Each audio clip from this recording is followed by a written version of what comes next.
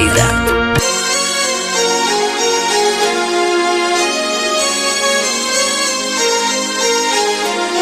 कथी के चटैया पापा है बैठा न बानी, हमरा के बैठवले बानी है।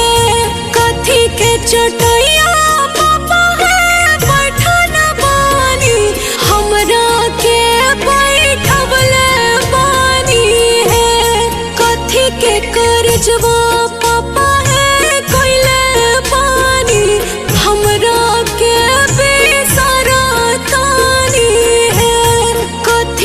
करजवा पापा है कइले बानी, हमरा के बेसरतानी है। खुश के चटैया बेटी हो बैठल बानी, तोहरा के बैठवले बानी हो। खुश के चटैया बेटी हो बैठल बानी, तोहरा के बैठवले बानी हो। पत्थर के करजवा बेटी हो कइले बानी, तोहरा के बिसरतानी हो।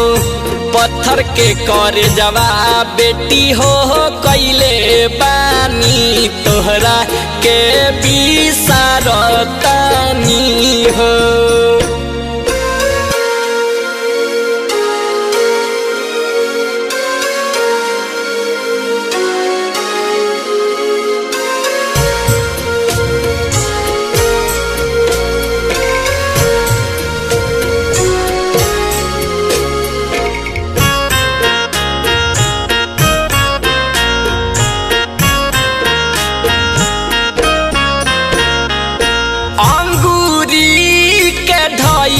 हमारा चहले के सिखालू, पापा के मेहनत के दूध रोटी चिखालू।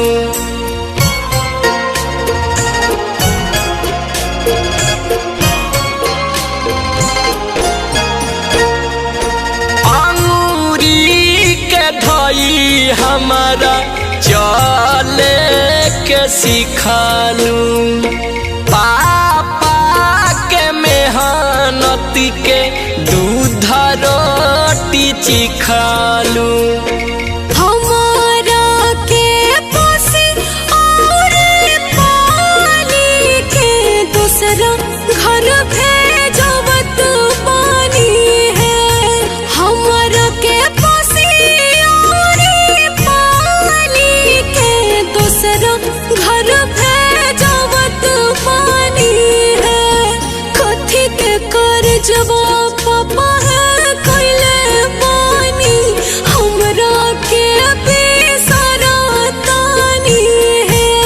कथी के करजवा पापा है कइले बानी, हमरा के बेसरतानी है।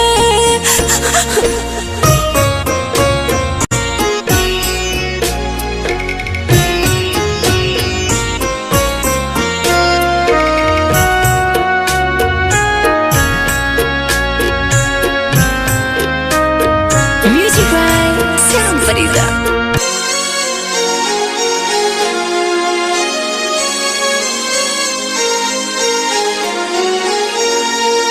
का कही बेटी है विधि के विधान बा, घरवा पराया से हो तो पहचान बा।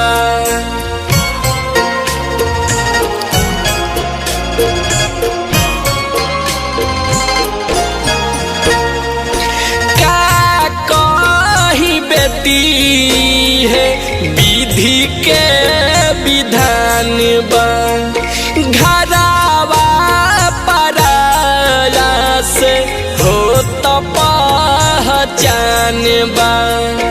बेटिया जब खेतिया पकड़ी रोवे, गिरे आँखे पानी।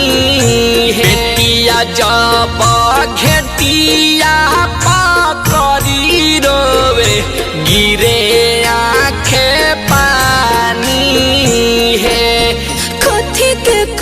जवा पापा है कोइले पानी हमरा के बेसरा तानी है कथी के कर जवा पापा है कोइले पानी हमरा के बेसरा तानी है।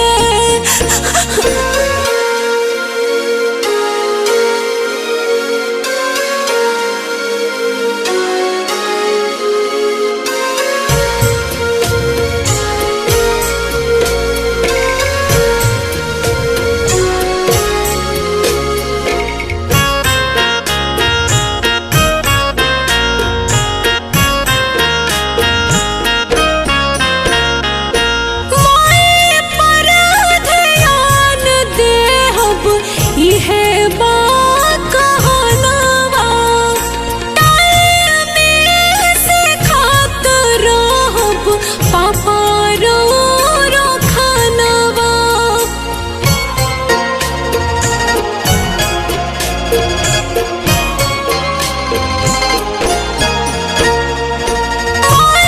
पर ध्यान देहब इहे बा कहनवा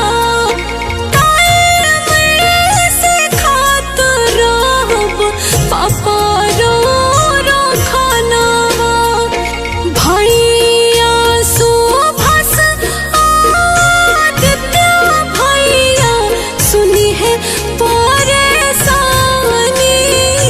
है कथी के कर जवा पापा है कोइले बानी हमरा के बेसरा तानी है कथी के कर जवा